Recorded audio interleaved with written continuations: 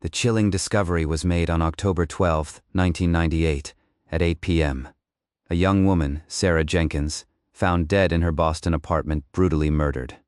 Detective Miller arrived on the scene, encountering something immediate and unsettling. No forced entry. This wasn't a random break-in. Yet, the crime scene itself was meticulously wiped clean. Every surface, every potential fingerprint, gone. It was too precise. This was not the work of an amateur. It was the signature of someone deliberate, someone with a clear understanding of forensic procedure, or perhaps someone desperate to erase themselves entirely. That detail matters, because it immediately pointed away from a crime of passion and toward calculated intent. Detective Miller and his team spent weeks, then months, chasing down every lead. But without a clear point of entry or any discernible forensic evidence, the case quickly grew cold. Then, on November 3, 1998, a new layer of mystery emerged. Mark Harrison, the prime suspect, vanished. His home in Boston was found empty, all his belongings left behind. His car, discovered abandoned at a train station. This suggested escape, a deliberate flight. But Mark Harrison himself was never found. No body, no trace, just a man disappearing into thin air, leaving behind a murder investigation and endless questions. The timeline of his disappearance, so close to the murder, raises flags. Why pack nothing? Why leave the car at a train station if the destination was truly unknown? We often see patterns in these cases, a suspect trying to evade capture, but the details of Harrison's vanishing act don't quite fit the typical profile. It felt rehearsed, almost too clean, just like Sarah Jenkins's apartment. That's where it gets strange. What doesn't add up is the almost elegant simplicity of his exit. It left the investigation with a ghost, a killer who was there then wasn't, leaving behind only the echo of violence and an unsettling disappearance that would haunt a detective for years. A perfect life unravels. The first sign something was deeply wrong wasn't a warning, it was a memory. Amelia Hayes, living what she believed was a perfect life with her husband, David Clark, stumbled upon it. It was July 22, 2023. She was in their attic, cleaning out old boxes. A hidden compartment in David's old travel trunk. Inside, a worn, faded newspaper clipping. It detailed the brutal 1998 murder of Sarah Jenkins in Boston. And then, a driver's license photo of a man named Mark Harrison. This Mark Harrison, his face, his eyes, bore an unsettling resemblance to her husband. This wasn't a curious discovery. This was the first crack in a meticulously crafted facade. What does this newspaper clipping mean? What role does Mark Harrison play in David Clark's past and his present? Amelia's perfect life shattered in that attic. The man she married, the architect with the spotless past, suddenly had a shadow. The timeline shows that on July 23, 2023, just one day after her disturbing discovery, Amelia began her own research. Secretly, the online archives were explicit. Mark Harrison was the prime suspect in the Jenkins murder. He had vanished without a trace, leaving his car at a train station. For Amelia, the pieces of a terrifying puzzle began to fit. Too many coincidences, too many uncomfortable truths emerging from the digital footprint of a man who looked exactly like her husband. The official story of Mark Harrison's disappearance said he was gone, but the evidence now suggested he was merely rebranded. That detail matters, because it shifted everything from a vague resemblance to a direct, unsettling connection. The hidden past emerges. Amelia Hayes, by all accounts, was living a perfect life. A successful architect, a beautiful home, and a loving husband, David Clark. But that carefully constructed reality began to fracture on July 22, 2023, while sifting through old boxes in their attic, cleaning out what she thought were forgotten memories. Amelia stumbled upon a hidden compartment in David's old travel trunk. It's a detail that, at first glance, seems innocuous, a minor discovery in a routine task. Yet this small compartment, this forgotten space, held the first undeniable proof that David Clark was not the man he pretended to be. Inside, she found a worn, faded newspaper clipping. Its subject, the brutal 1998 murder of Sarah Jenkins in Boston. And alongside it, a driver's license photo, a man named Mark Harrison. His face bore an unsettling resemblance to her husband. That detail matters. This wasn't a casual discovery. It was a carefully concealed secret, hidden for years. The date of the murder, 1998, predated her entire relationship with David. The name Mark Harrison was simply unknown to her. But the resemblance was too strong to dismiss as coincidence. What Amelia had discovered suggested a hidden past, a life lived before her, a gap in the narrative David had so carefully presented. The question became, why did her husband possess this clipping, and why was he so keen to hide it?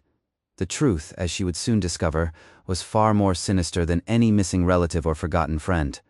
It pointed to something far more dangerous, something directly connected to the brutal death of Sarah Jenkins. The alibi that fractured. The previous chapter detailed the decades that separated the brutal murder of Sarah Jenkins from the quiet life of David Clark.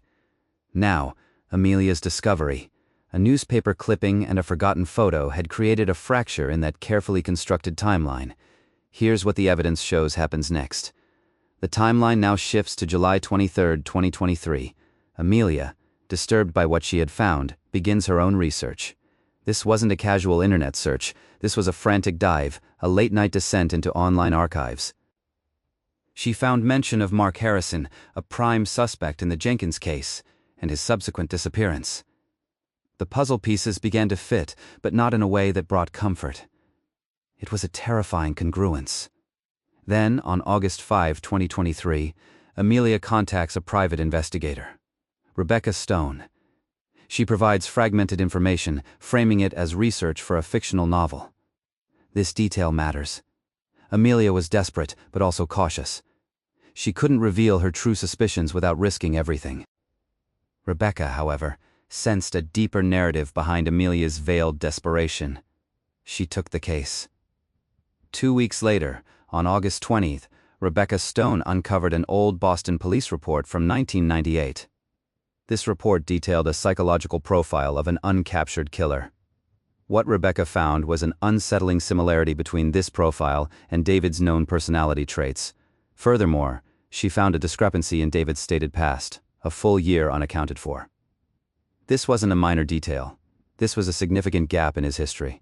A year where his whereabouts and activities were simply unrecorded by him. That's where it gets strange. Amelia's growing fears were now being corroborated by an objective investigation. The alibi David had, perhaps unknowingly, constructed for himself over the years was beginning to fracture under scrutiny. Connecting unlikely dots. Rebecca Stone's initial findings were intriguing, but far from conclusive. A psychological profile from a 1998 Boston police report described an uncaptured killer. The parallels to David's personality were chilling, meticulous, outwardly charming, but with a deep-seated need for control. That detail matters. Yet what truly caught Stone's attention was a glaring discrepancy in David's meticulously crafted past, a full year that simply vanished from all official records she could access. It was a blank space, exactly the kind a person with something to hide would create. Amelia, armed with her growing suspicions, confronted David with the newspaper clipping. She wanted answers. His response was immediate, almost too quick, a dismissive claim that he once knew someone who merely looked like Harrison. He maintained a forced calm, an unsettling serenity that only heightened Amelia's alarm. What doesn't add up is his evasion. If it was truly a misunderstanding, why the need to deflect, to subtly shift the blame to a memory, rather than addressing the stark resemblance? The timeline shows an alibi fracturing. This was a personality fracturing under pressure. Stone, now deeply invested, understood the next step was critical. She needed a tangible link, something irrefutable. She began surveillance, patient and methodical. On September 15, 2023, the opportunity arose. A discarded coffee cup, used by David, became the vehicle for truth. She retrieved it. The DNA sample was then secretly sent for analysis, a direct comparison to samples from the Jenkins crime scene. This was the moment everything hinged upon. The potential to connect two disparate lives through forensic evidence. What would the results reveal? The implications were monumental. Would this quiet architect really be the ghost from a quarter-century-old crime? The ghost in the system. The discrepancy Rebecca Stone found wasn't just a minor oversight. It was a year. A full year in David Clark's past, completely unaccounted for in his meticulously crafted biography. A ghost in the system, suggesting a period he deliberately erased from his life's narrative. That detail matters. Because here's what the timeline shows. David claimed he was studying abroad in Europe, a common enough story for young Americans finding themselves. But the records, or lack thereof, told a different story. There were no enrollment confirmations, no visa stamps, no financial transactions tying him to specific locations for that entire 12-month period. For someone as organized as David appeared to be, this blank space was a glaring omission. Rebecca began to cross-reference this missing year with the disappearance of Mark Harrison. October 1998 to October 1999, Mark Harrison vanished in November 1998, just weeks after Sarah Jenkins's murder. Could David Clarke's ghost year be Mark Harrison's escape? The possibility was chilling. Armed with this critical timeline gap, and the unnerving psychological profile from the Boston police report that echoed David's traits, Rebecca knew she needed more. She needed something undeniable, a direct link, something that would connect the past in Boston to the architect in Seattle directly, and so Rebecca meticulously tracked David's daily routine. She observed his habits, the places he frequented, patiently waiting for an opportunity. Then, one afternoon, the chance presented itself, a discarded coffee cup, casually tossed into a public bin after his morning commute. A small, seemingly insignificant object. But to Rebecca, it was a gold mine. Because that cup, still warm, held a fresh DNA sample. The silent archive was about to speak, linking a ghost to a living man. A critical turning point in this quiet investigation. The silent archive speaks. After years, Amelia thought she understood the weight of David's past. She had uncovered a hidden compartment, a newspaper clipping, a name, Mark Harrison. What she didn't realize was that the journey to unraveling David's true identity had only just begun. The first crack in his facade was visible, yes, but the deeper layers were still concealed, waiting to be brought into the light. This is where Rebecca Stone, the private investigator Amelia had anonymously contacted, truly entered the picture. Rebecca, intrigued by Amelia's veiled story about a fictional novel, started digging. Her initial findings weren't earth-shattering, but they were concerning. A Boston police report from 1998, detailing a psychological profile of an uncaptured killer. What Rebecca found was not a smoking gun, but a series of unsettling echoes. The profile described traits remarkably similar to some of David's own personality markers: a meticulous nature, a controlled demeanor, an ability to blend seamlessly. That in itself could be dismissed as coincidence. However, Rebecca also uncovered a discrepancy in David's meticulously crafted past, a full year unaccounted for. A period between 1998 and 1999 that simply didn't exist in any official record David had provided. This missing year, coupled with the psychological profile, began to paint a more specific, more disturbing picture. It suggested not just a hidden past, but a deliberately erased one. That detail, a full year missing, matters. It transforms a vague suspicion into a concrete line of inquiry. It's one thing to have a secret. It's another entirely to have professionally scrubbed a year of your life from the public record. For an investigator like Rebecca, these are not small inconsistencies. They are red flags waving in the wind. The silent archive was beginning to speak, whispering details David had worked decades to suppress. A profile of shadows. Rebecca Stone's findings, a psychological profile remarkably similar to David's, a year unaccounted for in his past. These weren't just coincidences. They were deliberate imprints, left behind by a man meticulously crafting a new identity.